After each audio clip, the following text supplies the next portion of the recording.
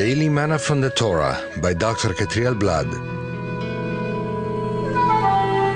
Shalom friends, we've come to the third aliyah of Parashat VaYerah, and he appeared.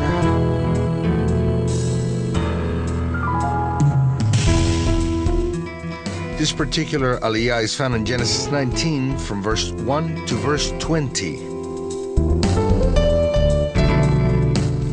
Today's reading will take place on verses 8 and 9. Behold now, I have 2 daughters which have not known man. I pray you, let me bring them out to you, and you do to them as you see fit. But do nothing to these men, for this is why they came under the shadow of my roof. And they said, Stand back. And they said, This one came in to stay, and must he judge always? Now we will deal worse with you than with them. And they pressed hard upon the man Lot, and came near to breaking the door.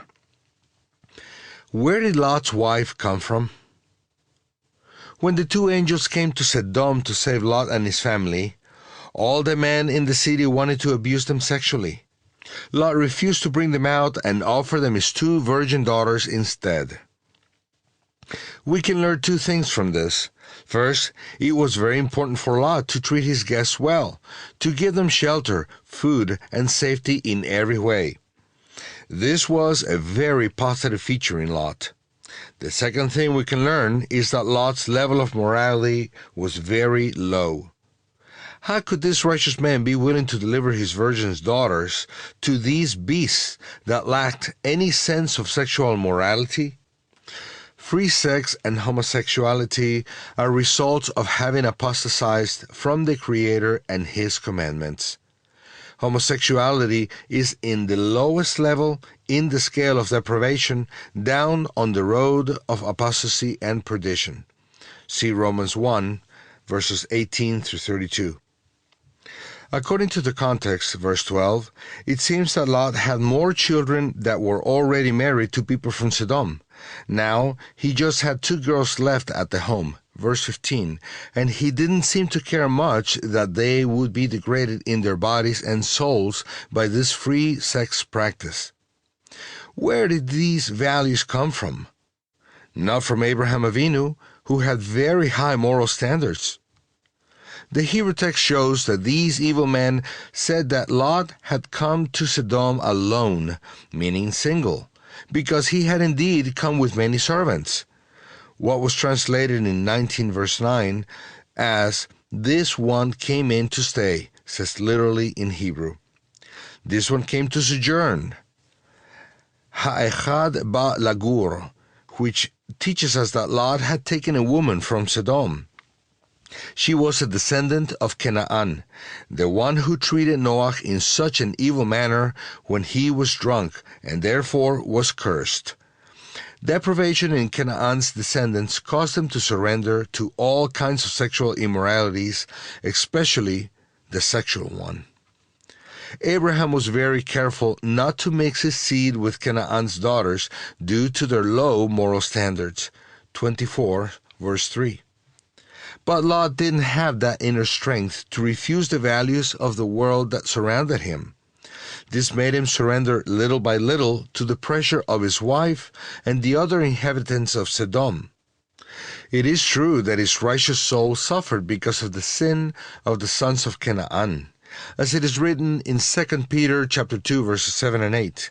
And if he rescued righteous Lot, greatly distressed by the sensual conduct of the wicked, for as that righteous man lived among them day after day, he was tormenting his righteous soul over their lawless deeds, that is, sons and daughters in the path of high moral values, as did our father Abraham, chapter 18, verse 19. This was one of the reasons why Abraham had to split from Lot. The Eternal had mercy on Lot and saved him from destruction, but he lost most of his family. His wife turned into a pillar of salt for turning back, possibly because of her motherly instinct when thinking of her children who stayed behind, and her love for the world in which she lived until that moment. Lot also lost all his possessions, and all he had left was his 2 daughters, daughters of Sodom, whose moral principles weren't higher than the rest of Canaan's descendants. Abraham refused to be influenced and guided by the values of the world around him, and that's why he was chosen and blessed. His moral strength keeps blessing the world until today, but Lot gave in to low moral values and lost pretty much everything. The Eternal, however, had mercy on him and saved him along with his daughters, because he had a wonderful plan for the girl's future. We'll talk about that in tomorrow's manna. Let's reject Lot's behavior and follow our father Abraham's example, refusing to stain our souls with sin of the world around us.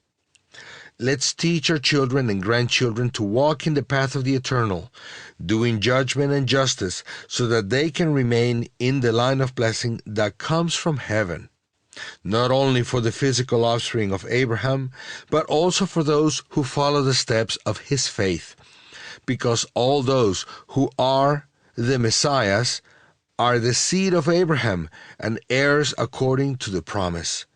Romans 4, verses 9 through 13, Galatians 3, verse 29. Hasak ubaruch, be strong and be blessed. Shalom.